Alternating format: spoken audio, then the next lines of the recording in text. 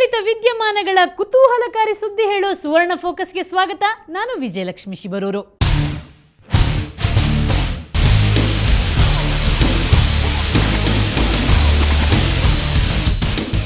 ಇಷ್ಟು ದಿನ ಟೀಮ್ ಇಂಡಿಯಾದ ಸೋಲು ಗೆಲುವಿನ ಬಗ್ಗೆ ಚರ್ಚೆ ಮಾಡ್ತಿದ್ವಿ. ಆದರೆ ಈಗ ನಾನು ಹೇಳ ಹೊರಟಿರೋದು ಭಾರತೀಯ ಕ್ರಿಕೆಟ್ ಅಭಿಮಾನಿಗಳಿಗೆ ದೊಡ್ಡ ಆಘಾತಕಾರಿ ಸುದ್ದಿ. ಅದೇನು ಗೊತ್ತಾ? ಟೀಮ್ ಇಂಡಿಯಾ ಈಗ ಒಡೆದ ಮನೆಯಾಗಿದೆ. ಸೀನಿಯರ್ ವರ್ಸಸ್ ಜೂನಿಯರ್ ನಡುವೆ ಕೋಲ್ಡ್ ವಾರ್ ಶುರುವಾಗಿದೆ. ನಾಯಕತ್ವಕ್ಕಾಗಿ ಸೆಹ್ವಾಗ್ ಧೋನಿ ಕಿತ್ತಾಡ್ತಿದ್ದಾರೆ. ಇವರ ಕಿತ್ತಾಟದ ಕತೆ ಹೇಳ್ತೀನಿ ಇವತ್ತಿನ ಸುವರ್ಣ ಫೋಕಸ್ನಲ್ಲಿ.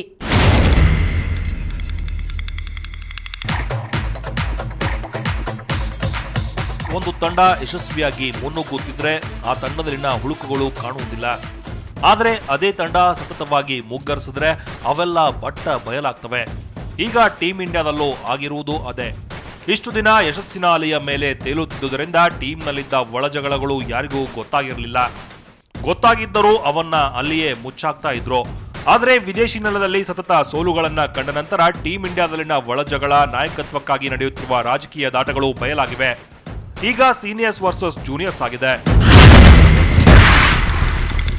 ಸಾಂಘಿಕ ಪ್ರದರ್ಶನ ನೀಡಿ ವಿಶ್ವಕಪ್ ಗೆದ್ದು 10 ತಿಂಗಳಲ್ಲೇ ಟೀಮ್ ಇಂಡಿಯಾ ಒಡೆದ ಮನೆಯಾಗಿದೆ. Magnificent strike into the crowd. India lift the World Cup after 28 years. The parties start in the dressing room. 8 fours, 2 sixes. Look at the scenes here. Great joy at the Wankhede. Great joy, you would say, all over India. They've been magnificent. This has been a super game of cricket. Want to field a very good fielding side also, because we have seen in these close games you can't really afford to score always 20 more runs just because your fielding is not so good enough for the big fields. No, I don't think so. I think we played together in World Cup and we won a couple of games. So yeah, MS will come in before the next match and you can ask him. These fielders are not bad, but for this environment and this condition and big outfield, they're slightly on the slower side. So we are same for last 10 years. Nothing has changed. Have you seen my catch? Yes, ಇದು rotation policy ವಿಷಯವಾಗಿ MS Dhoni ಮತ್ತು ಉಪನಾಯಕ ವೀರೇಂದ್ರ ಸೆಹ್ವಾಗರ ವಿಭಿನ್ನ ಹೇಳಿಕೆಗಳು. ಬಹಿರಂಗವಾಗಿಯೇ ಇವರಿಬ್ರು ಜಂಗಿ ಕುಸ್ತಿಗೆ ಬಿದ್ದಂತೆ ಮಾತನಾಡಿದ್ರು.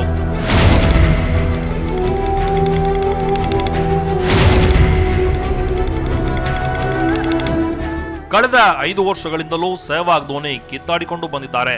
ತ್ರಿಕೋನ ಏಕದಿನ ಸರಣಿ ಆರಂಭಿಕ ಪಂದ್ಯದಲ್ಲಿ ಹೇಳದೆಯೇ ಡ್ರಾಪ್ ಮಾಡಿದ್ದು ವೀರುಗೆ ಅಸಮಾಧಾನ ಉಂಟು ಮಾಡಿತ್ತು. ಇದು ಇನ್ನೂ ಹಚ್ಚ ಹಸಿರಾಗಿ ಇರುವಾಗಲೇ ಇವರಿಬ್ಬರ ನಡುವೆ ರೋಹಿತ್ ಶರ್ಮಾ ಆಡಿಸುವ ವಿಷಯಕ್ಕೆ ಕಿತ್ತಾಟ ಶುರುವಾಯಿತು. ಗಂಭೀರ್ ಬದಲು ರೋಹಿತ್ಗೆ ರೆಸ್ಟ್ ನೀಡಬೇಕು ಅನ್ನೋದು ವೀರು ವಾದ. ಆದರೆ ರೋಹಿತ್ಗೆ ಇನ್ನೂ ಚಾನ್ಸ್ ಕೊಡಿ ಎಂಬುದು ಧೋನಿ ವಾದ. ಈ ವಿಷಯದಲ್ಲಿ ಇವರಿಬ್ಬರ ನಡುವೆ ಮಾತಿನ ಚಕಮಕಿ ನಡೆದಿದೆ. ಕೊನೆಗೆ ರೋಹಿತ್ಗೆ ಕೊಕ್ ನೀಡಿ ಗಂಭೀರ್ಗೆ ಚಾನ್ಸ್ ಕೊಟ್ಟಿದ್ದಾರೆ Veeru. That away fine, so right delivery, beautiful shot, playing against the spin. ಇಷ್ಟೆಲ್ಲ ಆದ್ರೂ ಈ ವಿಷಯ ಡ್ರೆಸ್ಸಿಂಗ್ ರೂಮ್ ನಲ್ಲೇ ಇತ್ತು. ಯಾವಾಗ ಕ್ಯಾಪ್ಟನ್ ಕೂಲ್ ಆಗಿ ಡಬಲ್ ಗೇಮ್ ಮಾಡಿದ್ರು ಆಗ ಬಯಲಾಯ್ತು ಈ ರಾಧ ಅಂತ. 2015ರ ವಿಶ್ವಕಪ್ ಆಸ್ಟ್ರೇಲಿಯಾ ನ್ಯೂಜಿಲೆಂಡ್ ನಲ್ಲಿ ನಡೆಯುವುದರಿಂದ ರೋಹಿತ್ ಹಾಗೂ ಸುರೇಶ್ ರೈನಾಗೆ ಆಡಲು ಹೆಚ್ಚು ಅವಕಾಶ ನೀಡೋಣ ಅಂತ ಟೀಮ್ ಮೀಟಿಂಗ್ ನಲ್ಲಿ ಧೋನಿ ಹೇಳಿದ್ದಾರೆ. ಹಾಗೆ ಓಪನರ್ ಗಳನ್ನ ರೊಟೇಷನ್ ಪಾಲಿಸಿಯಂತೆ ಆಡಿಸಲಾಗುವುದು ಎಂದಿದ್ದಾರೆ. ಇದಕ್ಕೆಲ್ಲರೂ ಒಪ್ಪಿದ್ದಾರೆ. ಆದರೆ ಮಾಧ್ಯಮದ ಮುಂದೆ ತಮ್ಮ ಮಾತನ್ನೇ ಬದಲಿಸಿಬಿಟ್ರು ಮಾಹಿ.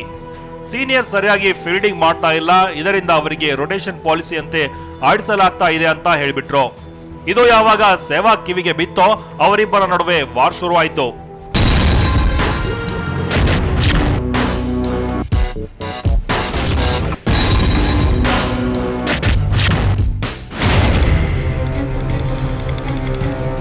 ಧೋನಿ ಸೆಹ್ವಾಗ್ ನಡುವೆ ಯಾವುದೇ ಭಿನ್ನಾಭಿಪ್ರಾಯವಿಲ್ಲ, ತಂಡದಲ್ಲಿ ಎಲ್ಲವೂ ಸರಿ ಇದೆ, ಇವರಿಬ್ರು ಜಂಟಿ ಪತ್ರಿಕಾಗೋಷ್ಠಿ ಮಾಡುತ್ತಾರೆ ಅಂತ BCCI ಬಿಗ್ ಬಾಸ್ಗಳು ಹೇಳಿಕೆ ನೀಡಿದ್ರು.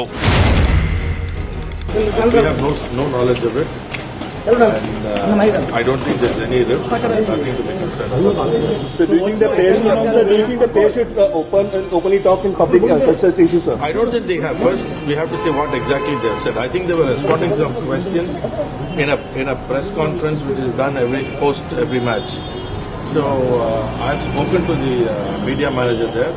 I think the reports here are exaggerated. I don't think there's any risk within the team. It's only the speculation by section of media. There's no rift among the team. The team is united. There's as much togetherness is there. I don't think required. So I don't think there's any problem. BCCI ಹೇಳಿದ್ರು ಧೋನಿ ಸೆಹ್ವಾಗ್ ಮಾತ್ರ ಜಂಟಿ ಪತ್ರಿಕಾಗೋಷ್ಠಿ ನಡೆಸಲಿಲ್ಲ. ಇವರಿಬ್ಬರ ನಡುವೆ ಯಾವುದೇ ಭಿನ್ನಾಭಿಪ್ರಾಯ ಇಲ್ಲ. Misunderstanding ನಿಂದ ಇಷ್ಟೆಲ್ಲ ಆಗಿದೆ ಅಂತ team India manager GS Walia ಹೇಳಿಕೆ ನೀಡಿದ್ದಾರೆ.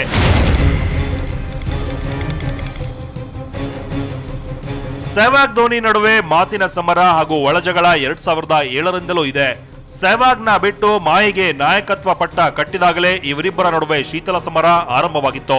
ಅಲ್ಲಿಂದ ಶುರುವಾಗಿದ್ದ ಇವರಿಬ್ಬರ ನಡುವಿನ ಜಗಳ ತೆರೆಮರೆಯಲ್ಲಿ ನಡೆಯುತ್ತಲೇ ಇದೆ. ರಾಹುಲ್ ದ್ರಾವಿಡ್ ಕ್ಯಾಪ್ಟನ್ ಆಗಿದ್ದಾಗಲೇ ಸೆಹ್ವಾಗ್ ಉಪನಾಯಕರಾಗಿದ್ರು. ಆದರೆ ಫಾರ್ಮ್ ಕೈಕೊಟ್ಟಿದ್ದರಿಂದ ವೀರುಗೆ ಕೈಕೊಟ್ಟು ಧೋನಿಗೆ ಟೀಂ ಇಂಡಿಯಾ ಚುಕ್ಕಾಣಿ ನೀಡಲಾಯಿತು. ವೀರುಗೆ ಮತ್ತೆ ಉಪನಾಯಕ ಪಟ್ಟ ಸಿಕ್ತು. ನಾಯಕನಾಗುವ ಆಸೆ ಇದೆ ಅಂತ ಸೆಹ್ವಾಗ್ ಪದೇ ಪದೇ ಹೇಳಿದ್ರು ಏನೂ ಪ್ರಯೋಜನವಿಲ್ಲ.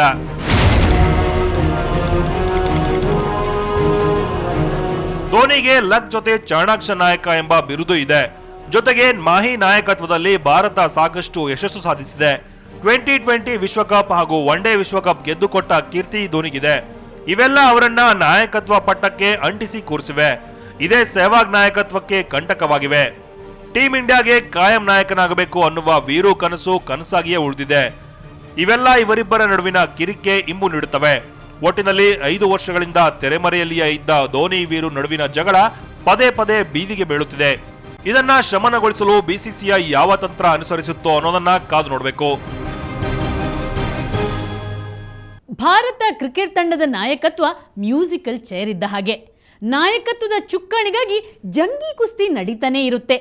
ಪ್ರಸ್ತುತ ನಾಯಕತ್ವಕ್ಕೆ ಜಂಗಿ ಕುಸ್ತಿ ಮಾಡ್ತಿರುವ ಧೋನಿ ವೀರು ಪೈಕಿ ಯಾರು ಗ್ರೇಟ್? ಧೋನಿ ಪಟ್ಟ ಕಳೆದುಕೊಳ್ತಾರಾ? ತಿಳಿಯೋಣ ಸಣ್ಣ ವಿರಾಮದ ನಂತರ.